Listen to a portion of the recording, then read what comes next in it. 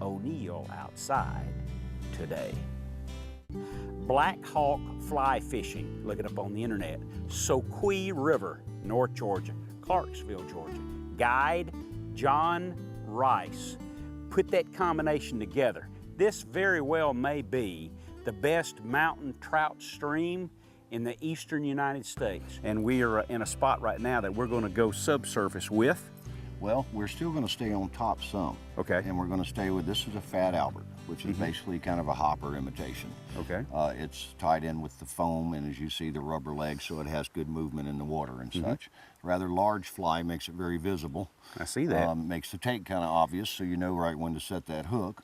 We had a little rain yesterday, as I was telling you, and some hail, which of course that basically put some ice in the river and dropped our water temperature just enough. We'll have to see if they're still wanting to come up to the top or if we're going to have to go subsurface. 90% of the time, we have to fish nymphs and fish subsurface. But you know, when we can get them on top on dries, it's the cream of the cream. We're going to give a shot at that. Now, we're going to give it a shot. We're gonna let I try showed it up first. with my Fenwick HMX 5-weight, 9-foot, and I've got a weight forward line and a 3X tippet. If this were ordinary mountain stream, now what, these are big fish. What would be the tippet size that you would recommend for this? Well, this is, as you said, 3X, which is basically around 8-pound test. It varies from manufacturer to manufacturer. But you would probably go with more of a 5X or a 6X, Lighter. which is lighter line, which is basically 5-pound test or, 6-pound test. Being a fly fisherman, you're part observer too. And I've walked up to some pools before, seen where the fish are staging and moving in to feed. I go down, I get one, and all of a sudden it disrupts everything. They're all scattered, and then if I just sit down and rest the spot for about 15 minutes, 20 minutes maybe, they're back in there acting just like they were. Do we need to do anything to this rig? That's what I'm going to check and see.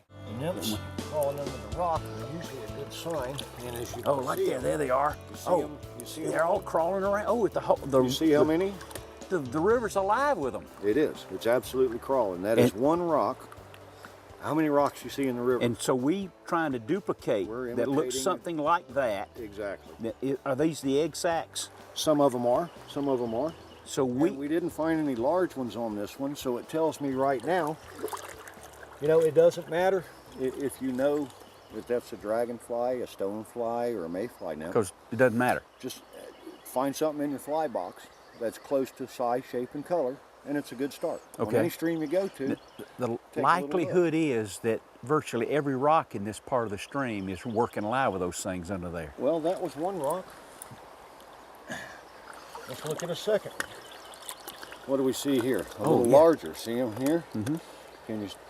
Now that's when you say they'll swim out from under here or whatever and go from rock to rock. They move from rock to rock. And that's when the trout eats him. I'd say probably about 110. There he is. Yeah, boy. About the size of that other. Mighty fine. Yes, sir. How about that?